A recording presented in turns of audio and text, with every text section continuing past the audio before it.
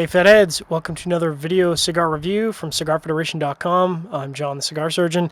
Today we're going to be viewing the Pope of Greenwich Village from Drew Estate. It's kind of an interesting project that is done with Smoke Inn as a part of the exclusive series. My understanding it's been done since 2010. Originally it was to commemorate the Smoke Inn's 15 years in business. This year is the Drew Estate exclusive, or done with Drew Estate, I should say. The name is taken from a 1984 movie by the same name, which of course takes place in New York City, which is pretty close to Jonathan Drew and Marvin Samel's heart, because of course they come from New York. This was sent to me and of course my fellow reviewers at cigarfederation.com as a part of the blog review package, so thankful to Drew Estate for that. And a little bit about the cigar. So it's a long skinny. It's a 6x40 Panatella, which I'm totally in my wheelhouse. It's got a Mexican San Andres wrapper. Love that. And binder's a Connecticut stock cut Habano, which is kind of interesting. It's got Brazilian Matafina filler, Nicaraguan filler, and of course comes from Nicaragua from the Gran Fabrica Drew Estate factory.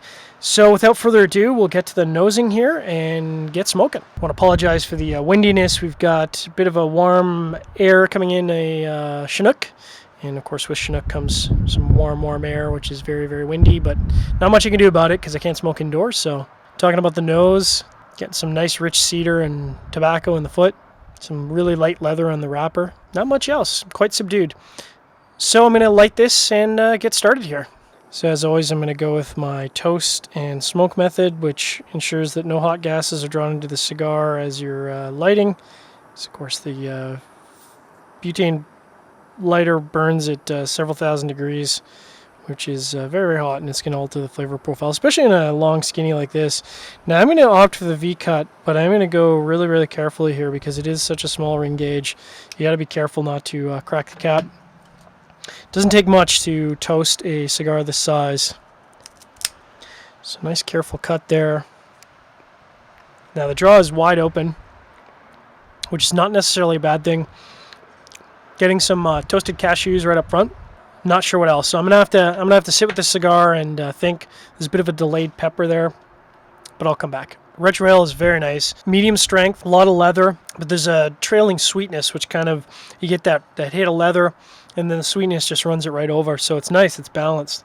Now I gotta be careful, especially the Panatella. You don't want to smoke these too fast. You can really find yourself, especially if you enjoy the flavors, drawing and drawing and drawing, and it'll burn too fast. You gotta take your time. Enjoy the nuances. About 5 minutes in, there's a really nice spice that's adding into the complexity in the retrohale. There is some lingering leather now on the regular draw, and it is lingering between each puff. So I'm going to kind of let it sit, let my palate recover here, and then come back. Just about at the 20-minute mark, there's a real nice sweetness that's been building since about 5 minutes in. And it's kind of battling with the spices and that leather that's lingering post-draw.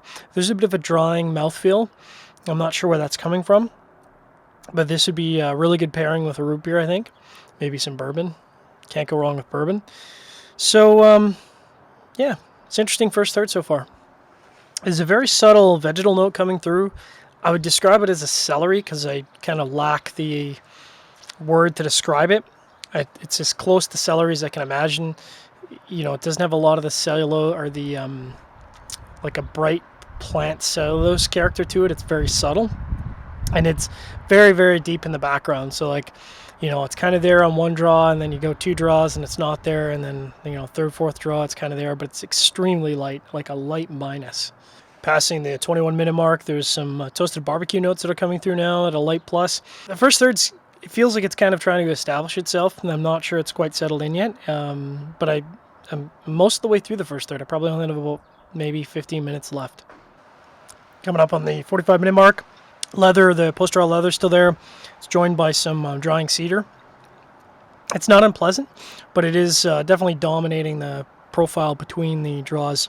So as I get into the middle third here, I'll start to describe what flavors I'm picking up. 15-minute mark coming in well, not coming up on, in the middle third. There's a pretty abrupt change in the flavor profile. It's a lot of sweetness and a lot of nuttiness. It's not overpowering, but it's definitely at the medium strength mark. Pretty tasty, and it is a sharp departure from the leather and the cedar that I was getting as the first third was wrapping up. 55-minute mark. There's, again, that sweetness with some nuttiness. There's a little bit of acrid note coming through at the end of the draw, but there's also a little bit of vegetal, I should say, that's coming through. It's not like the vegetal that was in the first third that was quite subtle. It is definitely more of that sort of grassy cellulose note.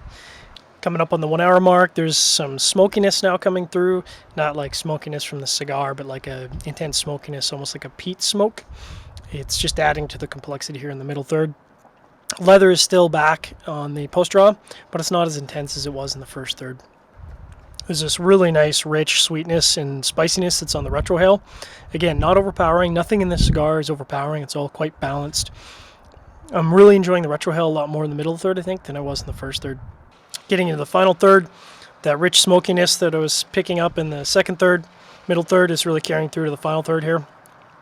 There was some acrid quality that was coming through at the end of the middle third. It's kind of dropped off. It's a little bit there still on the light minus, but it is fading away. Again, still lots of really nice sweet and spicy in the retrohale. Very enjoyable.